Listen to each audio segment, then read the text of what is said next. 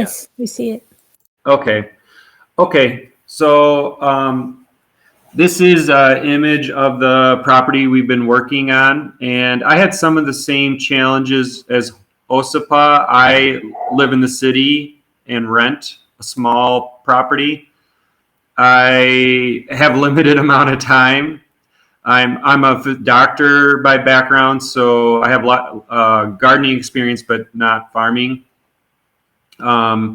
And I won't go into detail about those because I had a lot of the same solutions as Osapa. This property here that am working on now is a private um, space or farm that has sponsored lots of community projects in the past.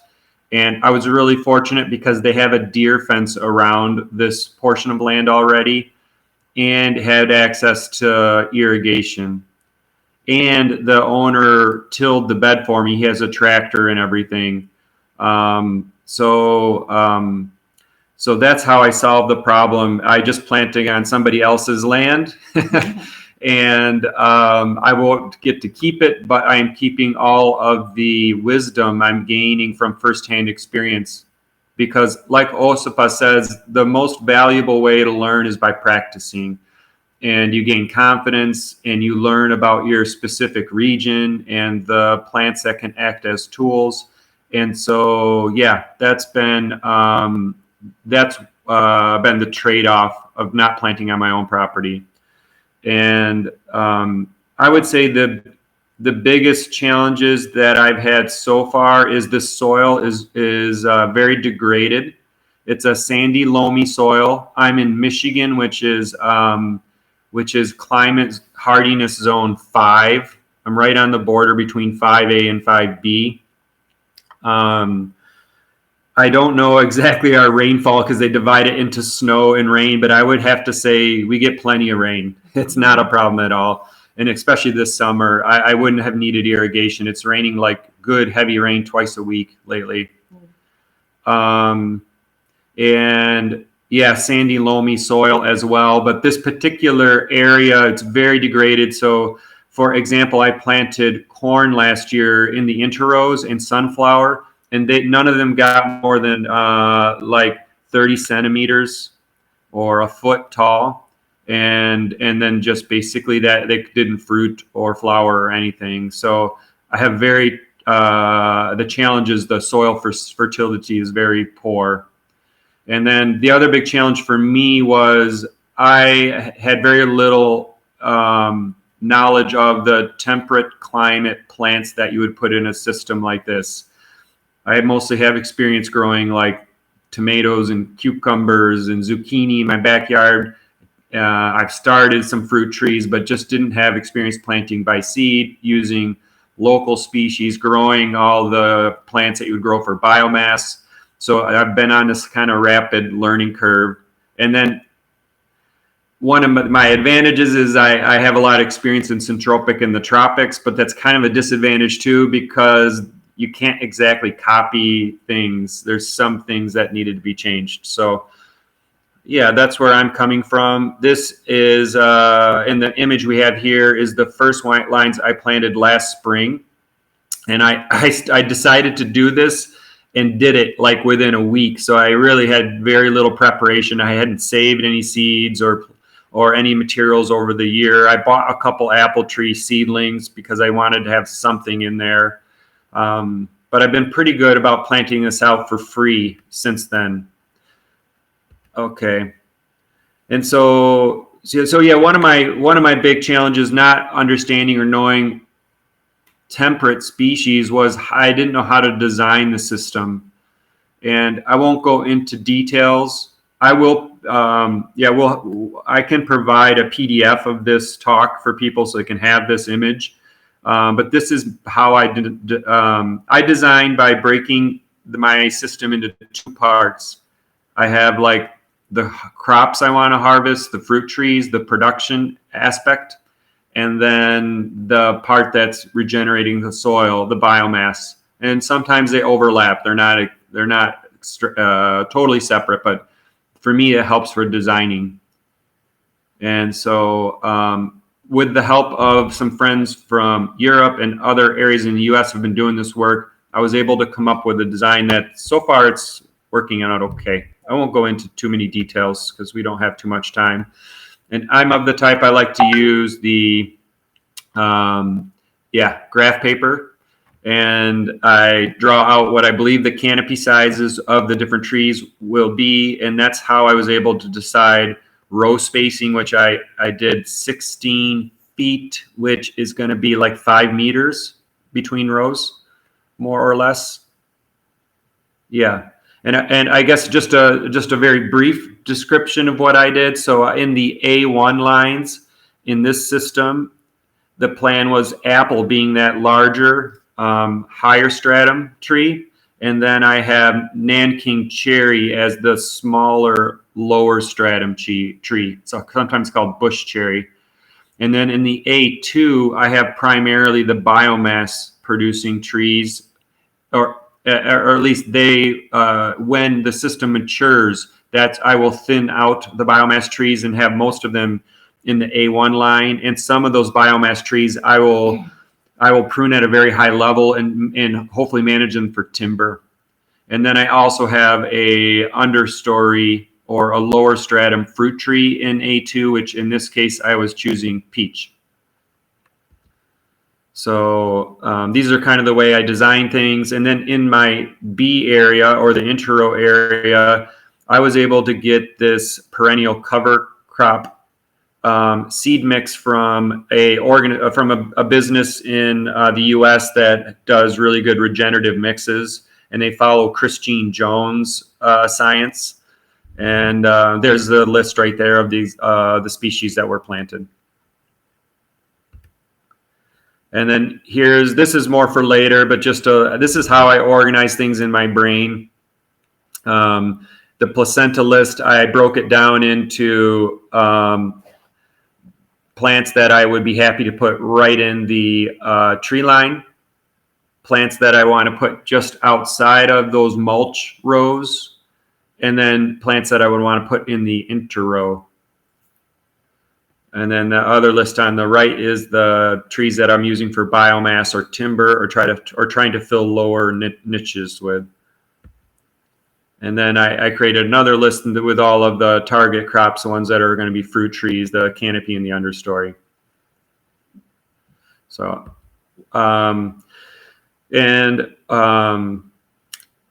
hired my mom to help me plant, who has has an addiction to gardening like myself. That was how I solved the lack of labor. And I did all the hard work. She's 80. So I did the soil preparation, and most folks probably already know we usually do. It's important to break through the compaction layer, but also attempting not to disturb the soil as much as you can. So I used the double dig technique with a shovel the first time, and the second time I used this digging fork to aerate that and break the compaction layer, and I found that was easier.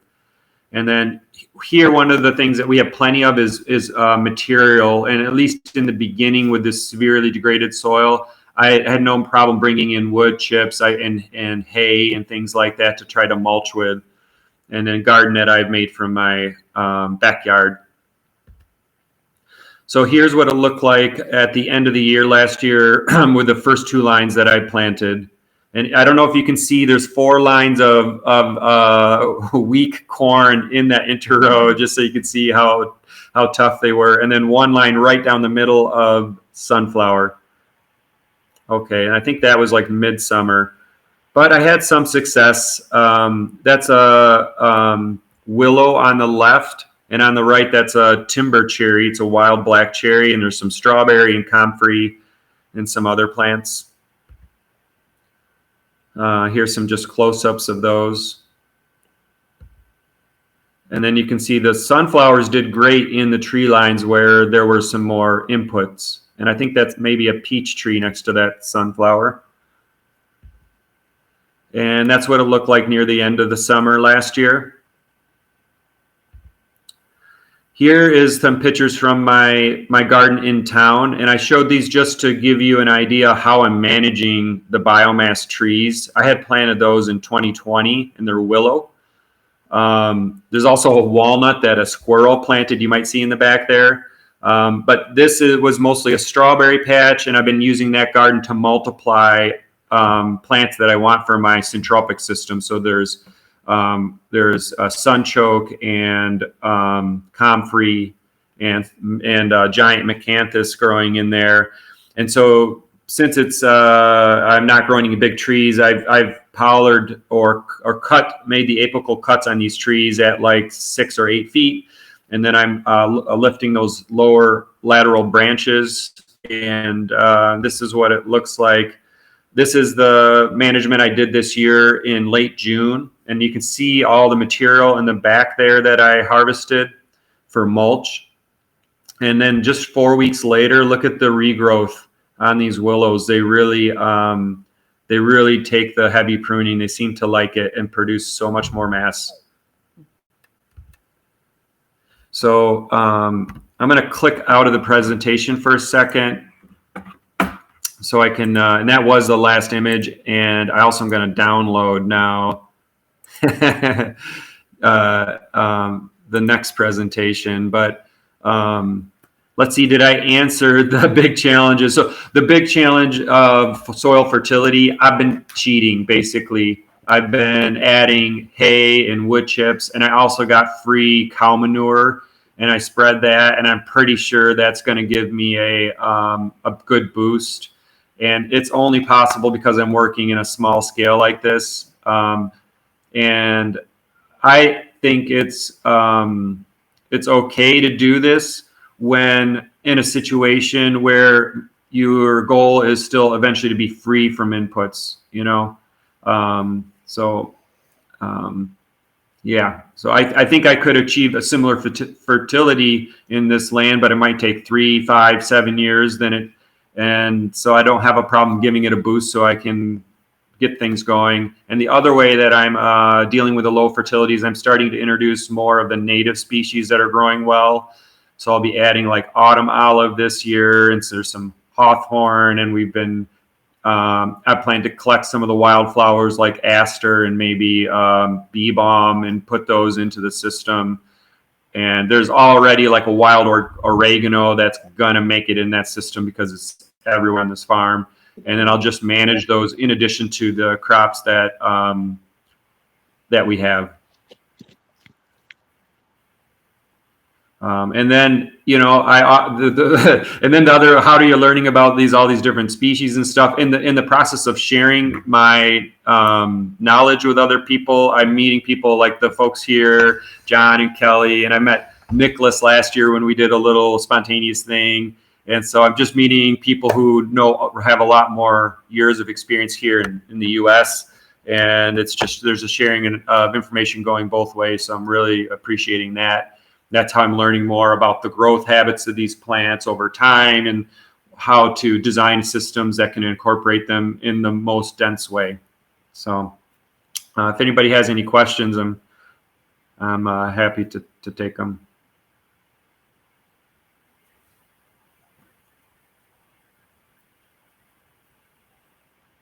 Okay. So Jim and Aurora, I guess you'll have to unmute. Are you intentionally muted, or are you guys stuck in the prison again? Yeah, I think you can hear us now. Yeah. Okay, good. I'm sorry, I was still screen sharing there. Okay, I think I can share my screen.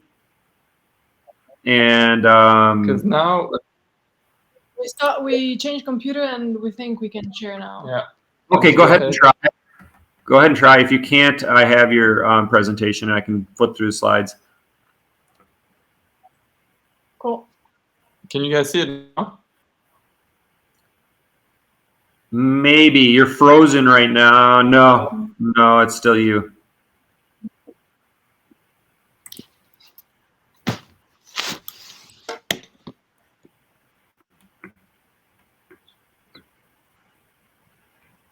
Oh, I've got too many files on this computer. What was the name of it? Challenges. You don't see the presentation? No, we're still looking at you. Did Is that it right there? I don't think it's Is that something different? No, it's It's gonna be saying that right. it's sharing. No. Should we try again? I have yours up and running. All wait. right. It's just then Yeah. we're gonna have to tell you when to change slides, right? Yeah, that's okay. I can listen and somebody has a message here. What? Oh yeah, Lucas, I got it, and I'm gonna go ahead and share it right now. Oh, I think you guys are doing it. I think you guys are doing I it. think we were. It was just like. Keep going with what you're doing. Can you guys see this? Yeah, it's sharing. So now you have to. You see Yeah, it? you're in. Oh, cool.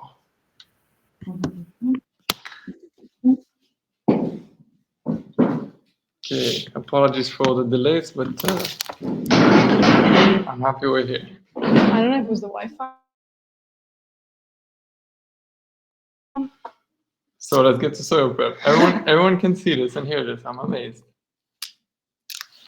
Hold on. I guess. Yeah, can't we see can. you guys. So We can see in here. It's great. perfect. You just speak up if you can't see anymore. We can do a little presentation. So like, Yeah. we are on our grandparents. So this land was on my grandparents' land. It's around 2,000 square meters in center South Romania, zone 7B. Yeah, just like Josipa, and Yeah. it gets around 800 millimeters of rain per year. And it's really hot in summer and really cold in winter. So it's like a really continental climate. It was used as a cornfield year after year since I know myself. So with the NPKs and herbicides and plowing every year. So you can see the results in summer, like huge cracks, and the soil is like pure clay. There was almost no organic matter, and yeah. Yeah, we just dug, and it was like completely bluish clay Yeah. to the depth. Okay. Yeah. Cool. So the first challenge came to soil prep because it was so clayish. We first started making the holes by hand, which turned out we wanted to make holes for each single tree, which turned out to be a lot of work. And with the clay and everything, it was just too much fuss. Then we got, I don't know if we have following pictures. So this is after the corn harvest, the last harvest. Our land finishes basically where the corn finishes. At that time, we didn't really know the limit because we didn't have like the cadastral papers. So we thought we're not gonna work the soil with machines because we were coming really from a permaculture view of things, and we don't want to disturb the soil. And so we just wanted to go by hand. And we made lines cross, like a bit diagonal, and we put three lines every 4 meters, and every tree like with fruit trees around 4 meters as well, 3-4 meters with supports in between. So we started with doing it by hand, and we were doing like 3 or 4 a day, but it was completely exhausting. And then we decided to call somebody with what do you call it in English? With an excavator. With a small excavator to make holes, because we had like around 50 holes, and that went much quicker. But the problem was that it got out like big blocks, and then they stayed in the sun. They dried up, and by the time we wanted to put it back in, it was just like putting rocks into the holes. Like all these big blocks, they just stayed like that, and they become rock hard. And so after, it was quite a challenge to break them down. It was quite physical. And I think looking back, it would have been also interesting to prepare the soil with a ripper, with a ripper, and then something to make it soft on the surface to be able to grow in it. Here you can see after the rains, like after a couple of weeks that we did the holes, the rain arrived and it became just like a mud bath. And so this is the soil we were working with, and perfect to build a house with. exactly. I think Yeah, for for the soil prep, that's kind of it. And so how we would maybe fix this problem is maybe we were thinking it would be interesting to work with like well, even we did a line without any preparation, and that actually turned out to go pretty well as well. The willows were growing just as much as the willows that were close to the holes. So either we would just do no preparation, either we would maybe wait for the clay to be nice and dry, and maybe like just starting to get moist, and maybe get a ripper through, or exactly, it's yeah. really important with clay soil in our experience to not work when it's too dry or too wet, because it's just when it's too wet, it just compacts it a lot, and it's just a struggle to walk, to do anything. So it's just like the balance in between the two when it's just a bit crumbly. And in the holes we made them quite big because of the machine, and inside we put like composted horse poop and some perlite to give a bit of drainage. And so the things that we put in close to the hole like grew really quite good, but the ones that were just like in pure clay, they struggled at first, but then this year, the second year, like I think they picked up, and it's quite amazing Yeah. the results. Then we have the second challenge for us, which was the lack of density. We put a lot of seeds in, like really everything we could find, and we had really a wheelbarrow full of seeds for this. Well, let's say 10 lines of 15 meters. It was the 14 lines, yeah, and Mm. we were just going around everywhere in the city, in the forest, and taking seeds. And we wanted to plant a lot from seed, and all the fruits that we were eating, we just like kept all the seeds of peaches, apricots, plums, cherries, and We were expecting really all the seeds to like pop, and we had even like alianthus and stuff like that.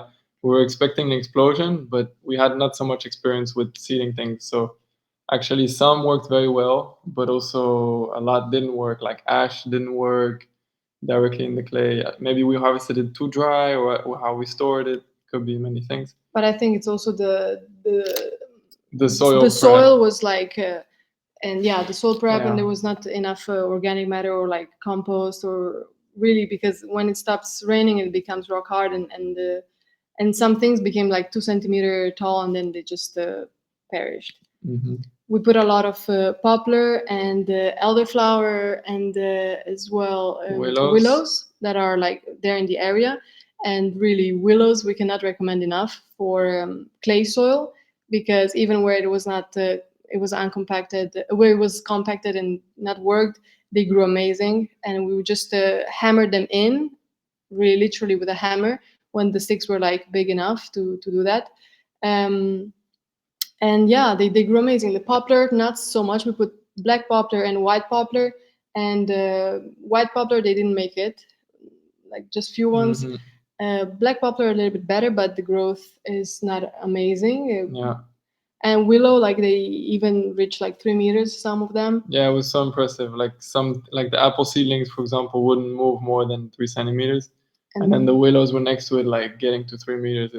It was a bit weird how strong they were. Elderflower as well didn't really Yeah. work, because yeah, they just dried out when it stopped raining. Yeah, yeah. Okay, yeah, this is a view of the willows. I think this is like the last line, the unworked. Yeah. Sorry, yeah, the unworked line, and we also put some only a few bare roots, which is something we would do more to kind of counter this challenge, is to have more bare roots. In this case, the alder, for example, we just got it from the river. There was a little nursery that improvised itself, and they grew amazing. The alders, they look really good. And for example, we would probably use more ash, elm, robinia, and that area is really famous for wood, but it's a bit it's not seen so well to grow it in the orchard, because they're afraid of like invading everywhere. So we didn't opt for that. So that's something we would probably do a bit more, to not only depend on like On seedlings. cuttings and seedlings, yes. Yeah, Here, for example, we also did a lot of seed nest with horse chestnut, edible chestnut, also hazelnut. Yeah. And they grew really good, but just like 20-30 centimeters. And there, like the small red one, brown one, is like phytolacca, inkberry, as well, we were expecting, because we see it in the wild like 2 meters tall and like with super lush leaves, and actually didn't. Barely a few survived. So we put so many seeds, they're but probably a bit like further down the line. We did try in the same topic what Josipa was talking about earlier, the El Campagne, the Inula something. We just got it from the forest because we found it and it was really big. And wow, it started the first year, which is maybe Yeah. we talk about it later about like all the biennials, but because it's a biennial, we just put it in and it was very successful. the second year, yeah, it grew amazing. So our other challenge is starting too big, how Josipa said as well, like when you don't have really a lot of experience and you don't want to get too overwhelmed, when you don't have all the time in the world to spend there, don't start too big. And even just like to start is good to not get too overwhelmed and not wanting to do it anymore, because in the end, you're learning also if you do like a small patch and you really take good care of it and make it really, really dense. So a problem was that because it was so big, we didn't really make it so dense. So they come together, these things. We did 1,500 square meters, I think. And it was our first plantation, and we just felt quite overwhelmed when it was like for watering, because during summer we had like 2-3 months without water, and the soil was like just cracking, and the plants were starting to lose leaves. And so we bought like a pump. We didn't want to put drip line because it was too expensive and to put it everywhere. So we just bought a hose, like a 70-meter big hose, and we're just like carrying around with buckets and watering each tree. But the problem is that because of the cracks and of the clay that dried so much, like the soil couldn't absorb anything, and the water was just going through the cracks deep inside. So without really reaching the roots, I think. So we watered, I think, 3 times like that, but I don't think it was really effective. So basically, they almost had, I think, no water, these trees. So yeah, start a bit smaller in our experience, like to really try everything you want and you can and you find, and that it doesn't have too much repercussions if it doesn't work. Like Josipa was saying, to also a bit like try things that people think shouldn't work or something. So to really experiment and to maybe focus on a smaller area that you can really have a lot of diversity in how you plant and what you combine, and to really focus on the quality instead of the quantity, because naturally in the following years you can expand. In this picture, you can see that we made a fence ourselves with some robinia posts from the forest, and you can see the path on the right on the path. There's a little line that has been plowed, because as we said, we didn't know where our limit was, and our neighbor before the fence was there, he plowed everything for next year's corn. And so we could actually compare, even without trying, 2 different growing methods with plowing and completely untouched. And it's very interesting because in that plowed line, we saw a lot of green manure with the hairy veg, like mustard and oats, and they grew really amazing. And on the other side, where it was unplowed, we put a lot of lucerne. Yeah. And the results are quite amazing. Maybe I'll have pictures afterwards. Yeah, this part about another challenge we had. It was the mulch that we had straw, a lot of straw, and it was very dry, and we just felt like it wasn't really doing anything. It was just creating like a waterproof layer, because it was so thick that even when a little rain would come, like under would be dry. And we had it available, but that's what we had in the moment. We also put some horse poop under, and that on top. But it felt like the soil was not ready to digest it. It really took. It's taking a long time, and also because of lack of shade, it's really exposed to the sun. It doesn't keep. It just dries out. And even like the sunflowers that we grew the first year and then we chopped, like they're still there, looking a bit like this. A bit the same, like unmoved, and it feels like there's no microorganisms that can come because the conditions are just not there. So a solution for that, we found that it's like living mulches and just growing green. What is really it surprises me all the time in Romania that is that in the winter everything looks so dead and as if like the soil is sterile and doesn't grow anything. But then in the spring arrives with a lot of rain and just everything explodes. So we were using here the green manure to mulch, as well as The aromatics. the aromatics that we grew, like mint, catnip. Catnip is really a big one. We have the following picture, perhaps. Yeah. Here, this is the catnip, And this is the first. the second. This is the Second year. second. The yeah, the second year, the second beginning. season, let's say, that it's Exactly, going. in the We just spring. started it from seed, and it went through its first year. Like we almost planted it out directly. We first started in a little pot, and in then very small pots, and I just like planted it almost straight away. Yeah. And it creates so much biomass. Cats love it. Yeah, cats come from the whole neighborhood to like Yes. go and rub in it. And we also tried mint and lemon balm, but just they grow a bit less. And also biennials. Biennials like, well, Cardona, I think it's actually a perennial, but it creates a lot of biomass. In this sense, we didn't really plan to eat it. You could eat the stems, but it's 2 meters something. It became really huge, and I was not imagining that in that soil this can grow. And also mullein, also another medicinal plant that we were just curious about. And the first year it was just very small, and I thought it wouldn't do anything. But just the second year, all of these they became tall as me, and they made so much mulch. A lot of biomass. A lot of biomass. So we covered then the straw with all this and with all the lucerne and the green manure, and it seemed that finally we were doing something. We had really worry about couch grass. A lot of fear. We were constantly like, "Oh my God, this whole system is gonna be eaten up by couch grass." Because everywhere you see in the cornfield, it just comes back when the soil is uncovered. Even after herbicides, it is the first thing that comes back.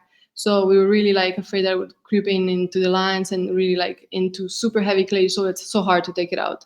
So we were just afraid and in fear.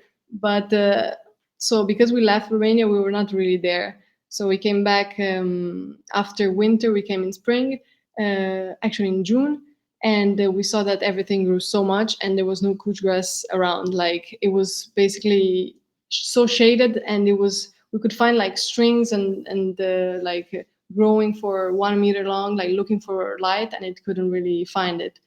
And you could just put it out. It was quite fragile, and it felt like it was fading out. So yeah, it's just like a matter of time and of succession and of just planting. Like for whoever is worried about like grasses that are taking over and weeds, it's just like plant more and like overshade them. That seems really the solution. You can see now the difference.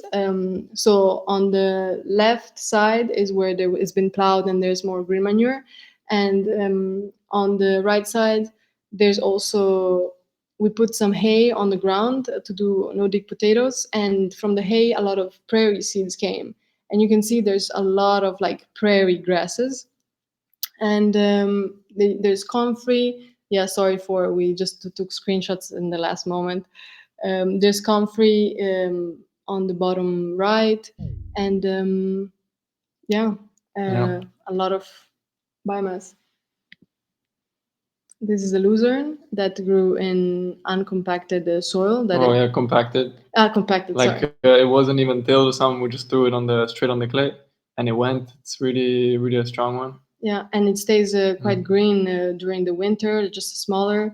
And it was like 60 centimeters or something. And they have a root that is really deep. Like I just took one by mistake, and it was like 30 centimeters long, like a pivotal root. Really amazing. Yep, the berries. There was another challenge that we planted them straight away, like bare roots into the lines. We kind of noticed that they were like a bit older because it started producing directly, like the first season. We had a lot of berries, and then in the summer they were just like completely toasted by the sun, and they lost all their leaves. This is like a challenge. We're not so sure how to fix it, either to plant the berries the season afterwards, either to really like surround them with like annuals or like quick growing and shade making things. Because I don't really like the open sun like that. But unfortunately, they really didn't die because they really lost all their leaves and they looked like struggling. But the second year, like now, they're just not making fruits, but they're growing anew, and it brings us to The last point. the last point of having faith, because the first year things seem to grow so slowly. Like these apple seedlings, the first year grew literally like 5 centimeters to 10 centimeters, and they were just like not watered in pure clay and just like frozen, didn't move at all. And we thought like for sure would lose them. And when we came back the second year now in June, they were like 50 centimeters, 60 centimeters, and like they grew in 2 months. They grew an amazing amount. And so the first year things are really like getting established, and the root system is just like finding their way, and just keep faith. Have faith and keep on planting, and then don't give up. For how things may look now, in 1 year or in a couple months may look very different. Especially seedlings seem to have the ability to like go through quite tough situations directly in the first year. Not all, of course, but like kind of like pioneer seedlings. An apple turns out to be quite resilient. Yes, we're even thinking to use apples as support plants in our systems right now, because they just grow incredibly fast and they're very strong. And we didn't really talk about our system, what we planted, but it was just like a mix of all the fruit trees that we can grow in that area, and berries and shrubs, to really see what works and what doesn't. What really didn't work so much was kakis. A lot of them like had some problems, dried out. I don't know why, because they are still like, it's not so cold. It really changed the climate a bit, and now it's to -10 maximum in the winter. And then we had also like a problem with a stink bug that Something. Without getting too much into the details, but But and the peaches from seed also are working very, very good, and apricots as well. In our experiences, plums, we didn't have really success. Like they didn't really just germinate. I don't know. We don't know why. And less. We noticed like apples and pears and plums, they deal very well with the clayish conditions. And some things struggle with it, like the kaki, for example, the figs a bit. The figs, So cool. I think that's about it. Thank you so much for your attention. If you guys have any questions, would be our pleasure. Thanks so much, Jim and Aurora. Did you guys see the message from Lucas in the chat?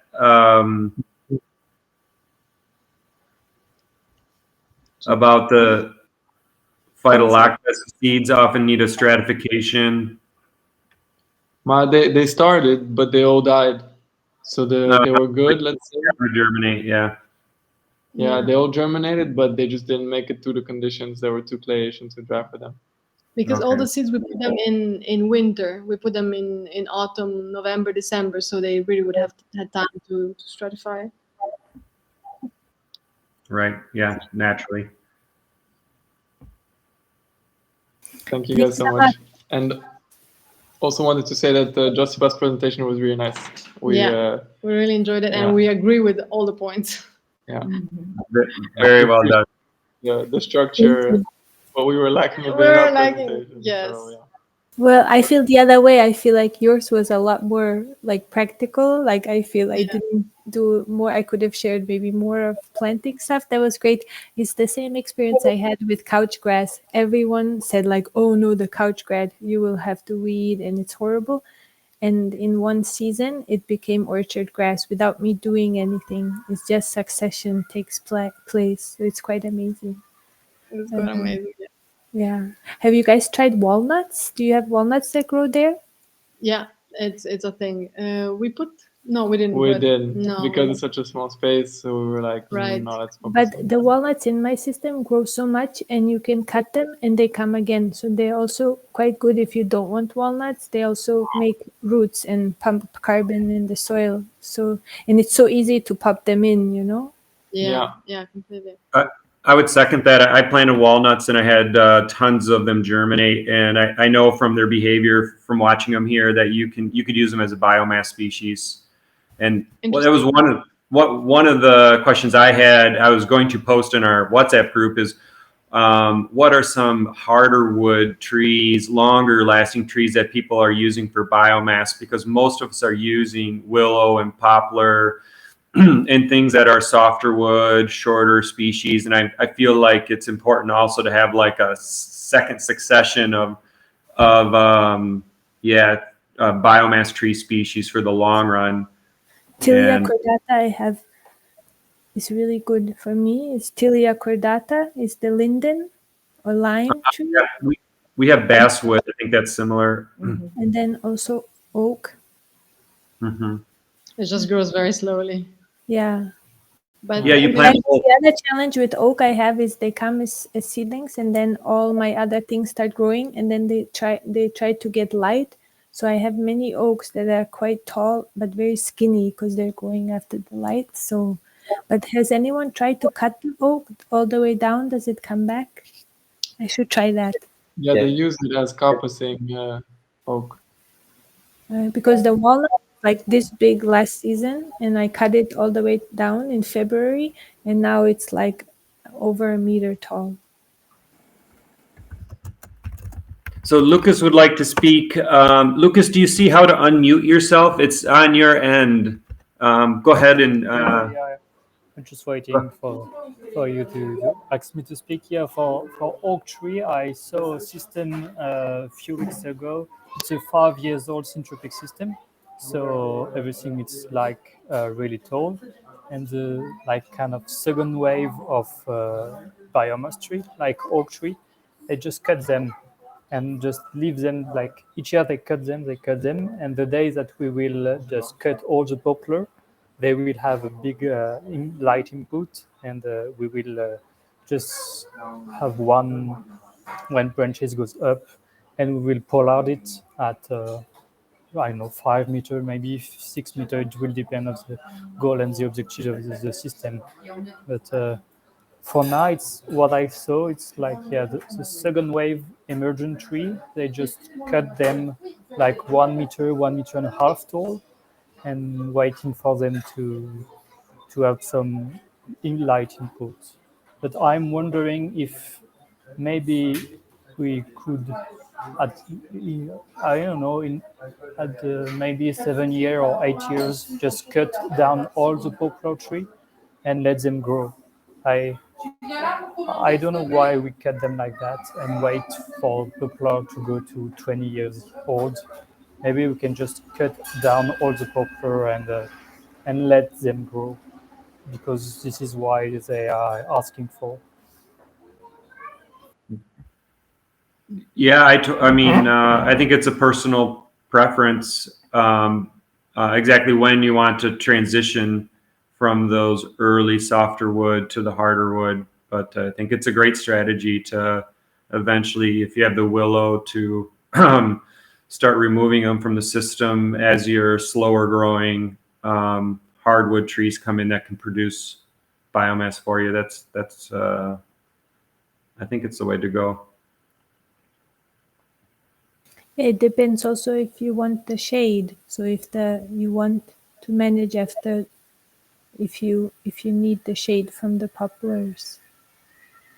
Like if you Yeah. have some currants, some berries like the shade. So if you cut down the poplars, you will not have. And you could time it so those slower growing species are providing that shade. You know, it's like when you see them starting to take over the role and starting to speed up, then you could, that would be the time I think you'd naturally remove.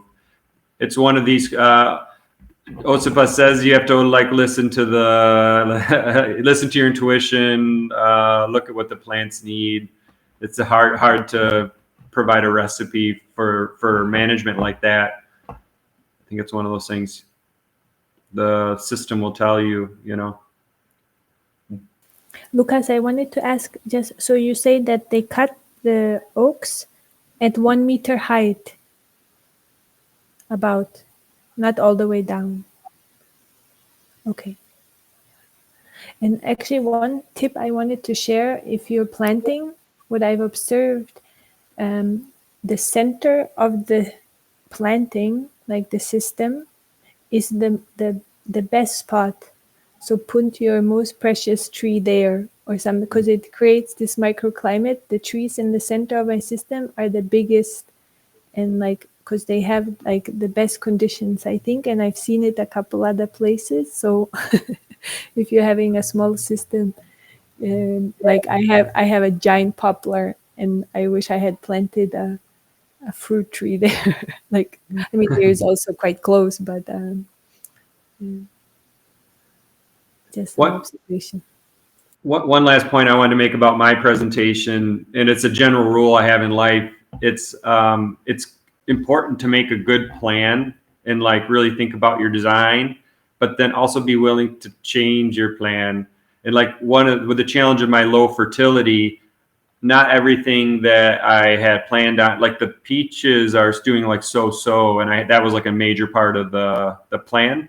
So now what I'm doing is just going and throwing like everything in the kitchen sink in that line, any seeds I could find locally, and I'm turning it into like everyone else who presented, into like an experimental area now, and letting the land sort of show me which plants and trees want to grow the best there, and then I might totally alter the original plan.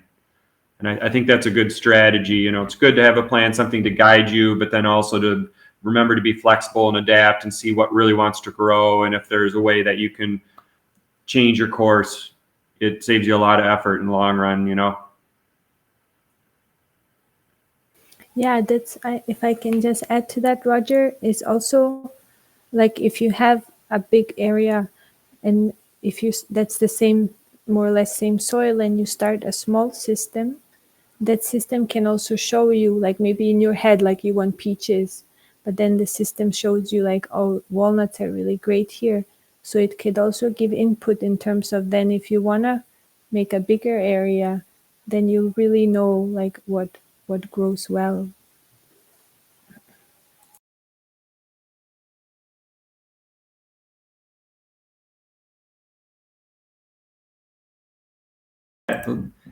Abe had mentioned in the chat that iron hardwood support trees that he's using are Acer Negundo. I'm sorry if I'm mispronouncing these. Acer Ganala. That's the box elder. Oh, okay. So box elder. Do you want to speak for yourself? And Ulmus pumila, It's elm. elm, and ash. So yeah, the box elder works good. The Acer Ganala is the Amer maple. It's a shorter statured maple. Yeah, Fraxinus ash species, and I also have some honey locust. But echoing what Jimmy and Aurora said about using apple trees, they're just super tough. They grow really fast, and they can get a little bit of shade up just fast enough that underneath you can put a hazelnut or something, and it keeps them from getting sunburned. So I have in my rows, I put apples every 4 or 5 feet and then cut them down as necessary. And when you cut them, you do it all the way down? Yep. Or some depends. Some of them I cut off 3 feet above ground. So the apple is like an early successional species at our place too, and it seems like it's like a wetland plant. Like when you read online about how to grow an apple, it says it needs like this perfect sandy loam soil, but they grow in the ditches right next to sedges and rushes and wetland plants in our region. It's really amazing. I think it's way more adaptable and tougher than what the mainstream sort of information about it gives for the apple. Yeah. And I want to add something that I learned. I was hesitant to use ash, or I would be hesitant to use elm or beech, because in our area, all three of those trees, once mature, have a disease vector that's killing them like almost 100%.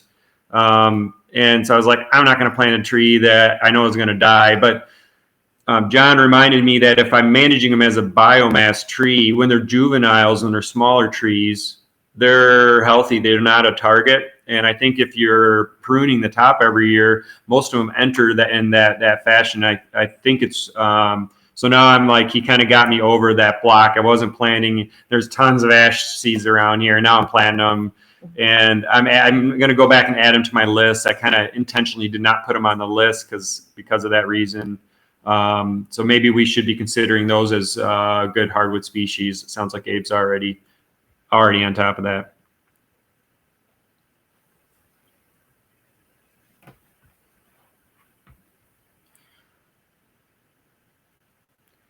Well, I'd love to hear more testimonials and from everybody else at maybe on another call at a later date or something.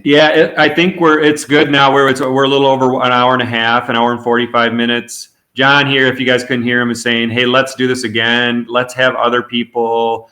I think there's new connections being made. We would love to have, we struggled to get 3 presenters, so it's not like any of us are happy to step back and let other people present, and would love to have you guys present. And maybe we can, in the WhatsApp group chat, talk about more about a time, details and logistics and how often we want to do this. But I think this is really helpful. It's really helpful for me, and I hope it is for others. And let's do this more than once a year, which is the current, the current frequency. All right. And feel free to message me directly, email me or whatever if folks want to get into the Facebook or WhatsApp group and can't find a way in. Happy to facilitate. So thanks again, everybody joining. Have a good day, evening, whatever time of day it is there. And we'll meet again